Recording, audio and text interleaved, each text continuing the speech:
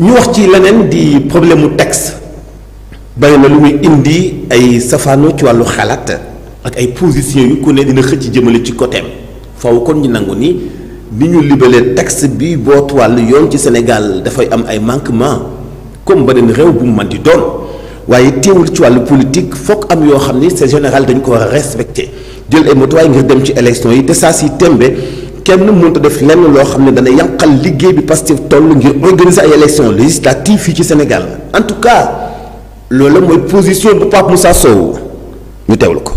d'une élection foog ñu càmbar liste yi par rapport à la recevabilité bëri na ay critères donc ñi nga xamante ne respecté nañ ko effectivement validé nañ seen ay liste ñi nga xamante ne aussi dafa am des erreurs matérielles ñooñu it je pense qu'ils ont 24 heures pour régulariser ñi nga xamante ne dafa am ay yenn procédures yu ñu respecté wul rejeté purement et simplement c'est très normal 41 listes quand même c'est trop bëri na jàpp naa ne en 2017 on avait 47 et le conseil constitutionnel avait dit que ni électeurs yi mën nañoo jël au lieu de nga dugg ci bureau de vote bi jël les 47 listes ça peut nous prendre beaucoup de temps ñu proposé woon enfin ñu autorisé woon ñu jël 5 aujourd'hui on a 41 bon je pense que effectivement bëri na mais bon au fil de l'élection je pense que ni liste yi nar a am député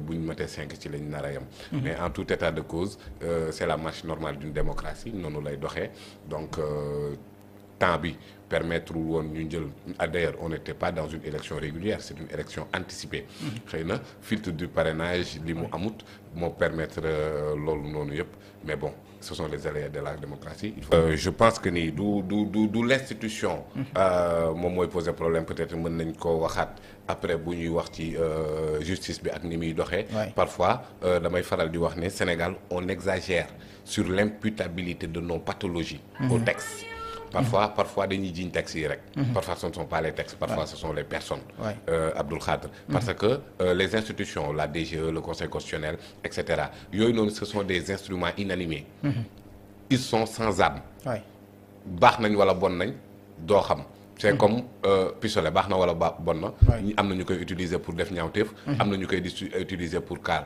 aaraange donc li muy valoir rek mooy lit ki ko yor institutions yi parfois c'est comme ça les institutions ne valent que ce que valent les personnes qui les animent les personnes qui les incarnent alors les personnes qui incarnent aujourd'hui la DGE le Conseil constitutionnel peut-être ce sont les mêmes personnes ak yeneen mais li wér te wóor moom mooy on a une administration vraiment chevronnée en matière d'organisation des élections blanchi sous le harnais jàpp naa ne amul lenn loo xamante ne ci organisation élection au Sénégal administration territoriale administration centrale ak yeneen jàpp naa ne mën nañ ko xarañ nañ ci am nañ ci expérience léegi nag DGE ba fi nekkoon nag moom wax dëgg yàlla man dama jàpp ne dafa raxoon politique waaw ak Thiendella Fall dama gëm ne dafa raxoon politique parce que en fait DGE boobu moom moo ñëwoon fiche de parrainage mu ne du ko jox candidat on s'en rappelle non voilà donc après ak lépp lu nga xamante ne discuter woon nañ ko ci moom moo tax ñu ngi char kilifa googu nekk ca Bignona moom mi jox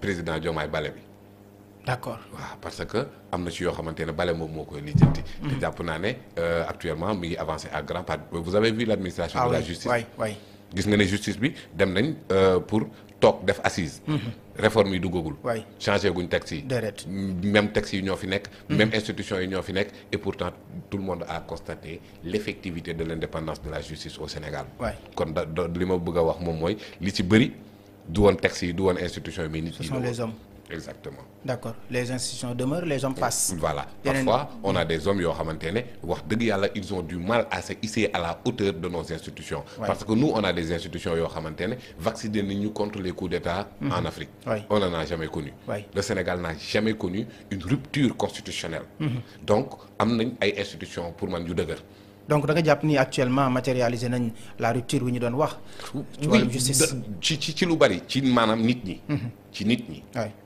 parce que en 2012 on avait érigé une commission de réforme des institutions à l'époque j'avais dit que ni on n'a pas de problème institutionnel majeur non c'est nous qui avons du mal parfois à se hisser à la hauteur de nos institutions mais institutions yi nga xamante ne vacciné nañ ñu contre les coups d'État vacciné nañu contre yu bëri yi nga xamante ne mi ngi xew en Afrique. Sénégal mën nay jeng. Sénégal mën nay am ay difficultés ba àdduna bi yëpp taxaw braqué seen i bët xool Sénégal. mais on sort toujours grandi ci événement yooyu noonu. D'accord. Depuis 1962 la crise entre Mamadou Dia et Senghor. 1968. 88. 93 malgré l'assassinat d'un juge constitutionnel. 2008 2012 2021. Sénégal traversé ay crises yu bare mais le pays reste toujours debout loolu bu ñu ko amee. c'est parce qu'on a des institutions fortes. c'est parce qu'on a des institutions crédibles. yoo xamante ne vraiment ñu ngi réussir des alternances. alors péripéties yooyu noonu ma cité léegi ci ay crises institutionnelles. ay crises politiques. yooyu noonu yëpp dafay mel ni ay vaccin la. xam nga vaccin. en vérité maladie bi microbe bi la ñuy atténuer dugal la ko. nga xamante ne sa organisme day xam mécanisme de riposte bi muy def. dafay mel noonu rek. day mel ni ñun crise yooyu ñuy traverser à chaque fois dañ ciy sortir grandi dañ ci mais loolu aussi on le doit aussi à la maturité du peuple sénégalais. mais aussi surtout la viabilité de nos institutions. Parfois nag on a des hommes yoo xamante ne dañuy ñëw incarner institution yooyu yàq ko. am na fi. D'accord. ni ma la ko waxee ci DGE. mën nañ ko waxee ci neneen ci wàllum justice bi mais tey. réforme majeure bi.